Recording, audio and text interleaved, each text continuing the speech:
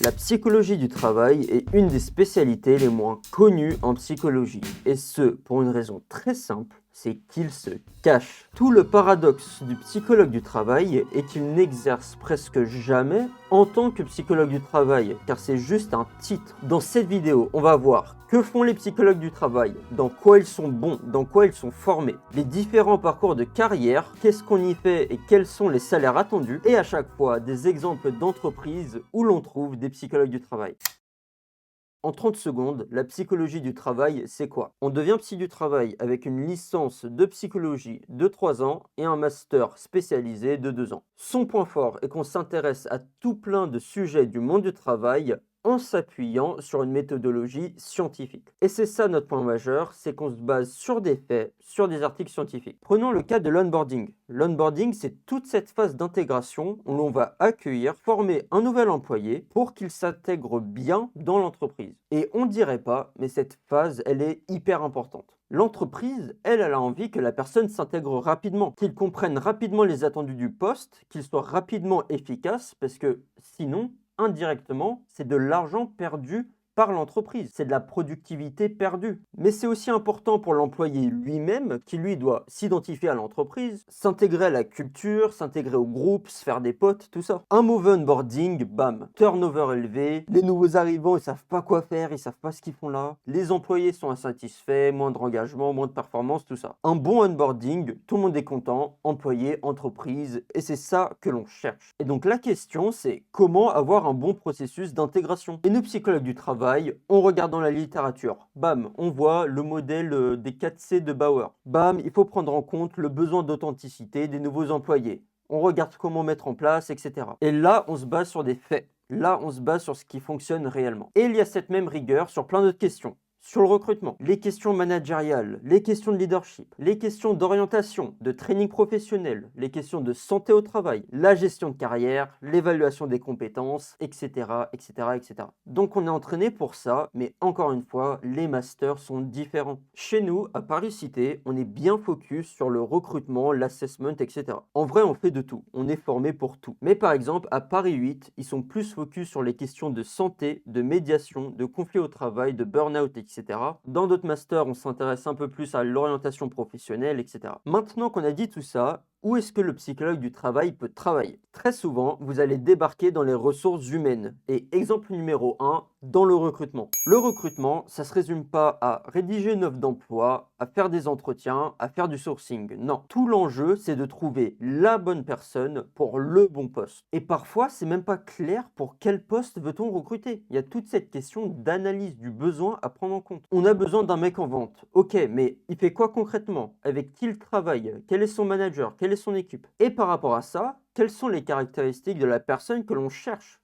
Ses soft skills et surtout, comment est-ce qu'on les évalue? Et votre plus-value dans le recrutement, c'est l'utilisation et l'interprétation de tests psychométriques. Vous recrutez à l'armée, il faut faire passer des tests psychotechniques, bam, psychologue. Vous recrutez des pilotes d'avion, des conducteurs de bus, de train, c'est obligatoire de passer un certain nombre de tests psychotechniques, bam, psychologue. Et vous apprendrez tout au long de votre cursus toute la pertinence d'utiliser ce type de tests de personnalité, d'intelligence, de motivation, etc., en entreprise, car elles peuvent prédire la performance au travail. Si vous recrutez pour un poste avec de nombreuses responsabilités, où il faut être bon pour gérer son stress, bah bam, vous pouvez le mesurer avec un test. Et pour tout ce qui est de l'aspect technique de recrutement, utiliser un ATS, etc. Tout ça, vous allez l'apprendre durant vos stages. Bref, le recrutement, le salaire moyen pour des chargés de recrutement ou Talent Acquisition Specialist tourne autour de 2900 €. Mais dans le recrutement, vous pouvez rejoindre la majorité des entreprises existantes. Deloitte, AXA, KPMG, KFC, EDF, enfin peu importe. Toutes les entreprises ont besoin de recruter et vous avez votre chance. Ou sinon, vous pouvez aussi travailler dans des cabinets de recrutement ou bien en tant qu'indépendant. Il y a un mec à suivre sur LinkedIn, Alexandre Demarquili, qui a suivi une formation en psychologie du travail, qui travaille en tant que chasseur de tête, en tant que recruteur indépendant, Et qui dit au calme, qui se fait plus de 10 000 euros par mois. Et en plus, il est drôle parce qu'il lâche des dingueries sur LinkedIn, donc allez le voir. Alors, il faut pas croire que s'il est bon en tant que recruteur indépendant, c'est que grâce à ses études. Non, il a taffé, il a acquis d'expérience. C'est sûrement un mec qui bosse, qui a pris le risque de se lancer en indépendant, mais c'est techniquement un chemin qu'on peut prendre en tant que psychologue du travail. D'ailleurs, les gens, votre meilleur ami, c'est LinkedIn. Si vous êtes curieux à propos d'un métier, allez espionner des profils LinkedIn. Une deuxième carrière possible pour le psychologue du travail, c'est sur la question de la santé au travail, notamment en tant que consultant ou chargé de mission RH, sur les questions de prévention des risques psychosociaux ou sur les questions de conditions et de qualité de vie au travail. L'article L4121 du Code du travail stipule que l'employeur prend les mesures nécessaires pour assurer la sécurité et protéger la santé physique et mentale des travailleurs. Concrètement, ça veut dire quoi? Il y a une obligation légale pour les entreprises de prendre en compte la question de la santé mentale des employés. L'idée générale, c'est qu'on va faire un diagnostic de tous les stresseurs qui peuvent affecter la santé mentale des employés. Qu'est-ce qui rend un travail pénible? La charge de travail, la difficulté du travail, ou par exemple, quelque chose qu'on a vu en cours, si tu es une infirmière qui travaille dans un hôpital, est-ce que le fait de voir continuellement des patients souffrir rend ton travail pénible? Ou bien est-ce que tu t'y habitues? Et donc tout ça, tous ces stresseurs, on va les mesurer et on va intervenir pour rendre la situation meilleure. L'idée est que plus un salarié est en bonne santé,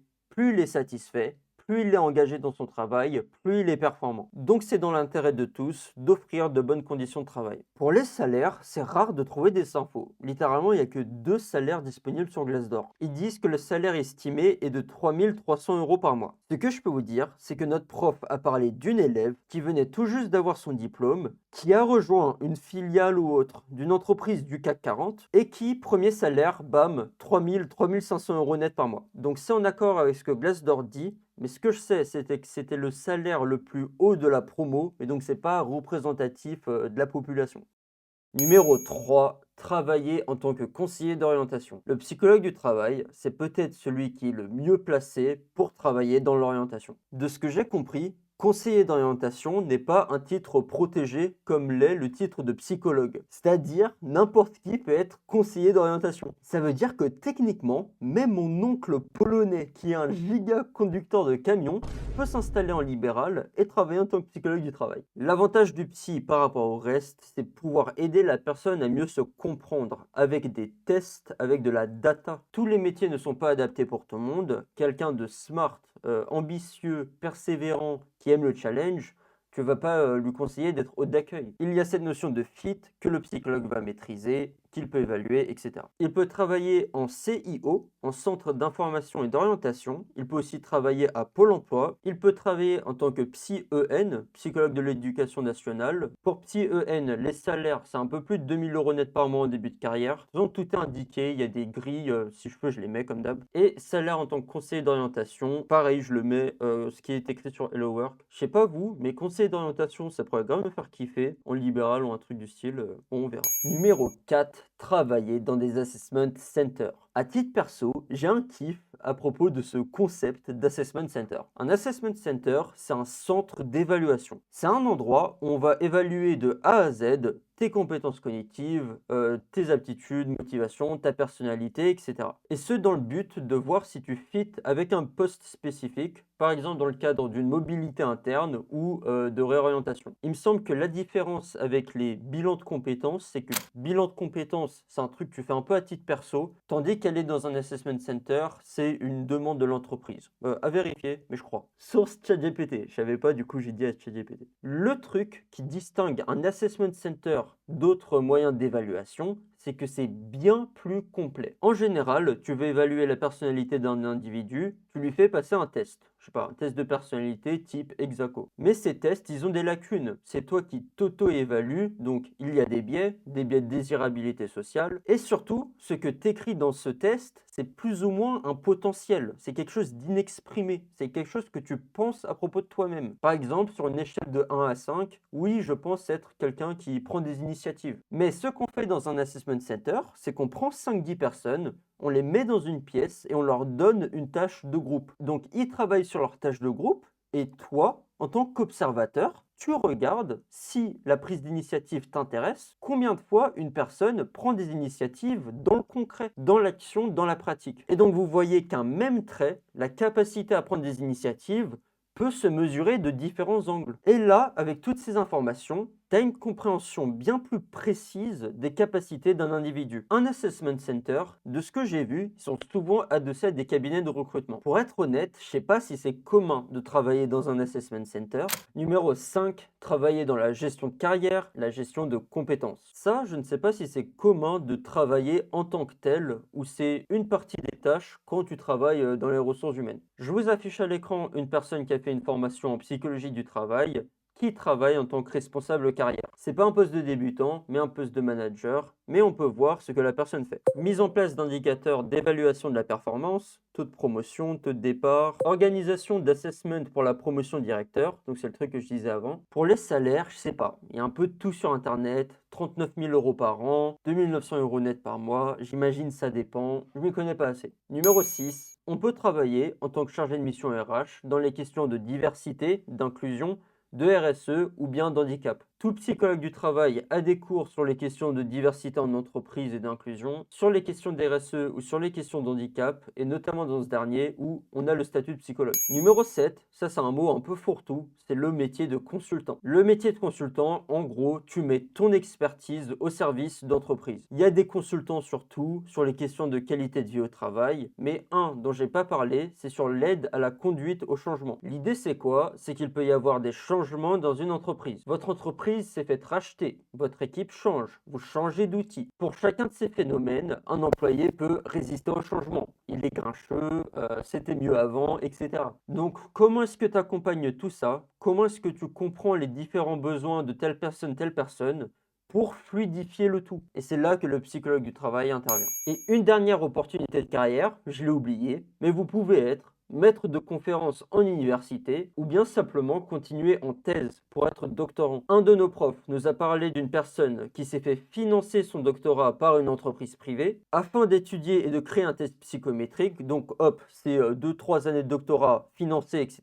Et à la sortie, quand elle a validé sa thèse, elle a rejoint cette entreprise pour y travailler avec un salaire de, je sais plus de 3 000 ou 4 000 euros net par mois. Donc il faut se dire qu'à chacun de ces postes, pour tous les postes que je viens de citer, il y a des possibilités d'évolution. Disons que tu es chargé de recrutement dans un cabinet, bah ok, mais recruter quoi? Qui? Dans quelle industrie est-ce que tu te spécialises? Dans le retail, la tech, etc. Et puis si tu es un boss, tu es stagiaire, puis recruteur, puis head of talent, je sais pas quoi, puis manager, puis le boss de l'entreprise, enfin. Et là, j'ai envie de faire un point important parce que c'est pas fini. Si vous êtes resté jusqu'ici, vous êtes des boss, ça fait beaucoup d'informations, mais c'est pas fini. Quand tu es psychologue du travail, tu as le titre de psychologue, c'est-à-dire vous pouvez aussi réaliser des activités que les psychologues font. Avoir votre propre cabinet, faire des téléconsultations, etc. Techniquement, on a le titre de psychologue, on peut travailler sur tout. Dans ce cadre, notre spécialisation, c'est la santé au travail, le burn-out, etc. et l'utilisation de tests psychométriques. Et un autre truc avec le titre de psychologue, c'est que ça a quand même un statut d'expert. On a fait 5 ans d'études pour comprendre le comportement humain. Et en fait, en libéral, quand tu te lances à ton compte, la limite, elle ne tient qu'à toi. Vous pouvez créer les offres que vous voulez, tout ce qui compte, c'est qu'il y a de la demande. Les CEO ont des coachs, les grands sportifs ont des coachs, les présidents ont des coachs. Vous pouvez coacher votre voisin, faire de l'orientation scolaire. Au bout d'un moment, la seule limite, c'est vous. Donc voilà, la vidéo a été longue, mais j'espère qu'elle a été complète. J'espère qu'elle va vous aider dans votre orientation. Si vous voulez plus de contenu à ce propos, eh bah, abonnez-vous.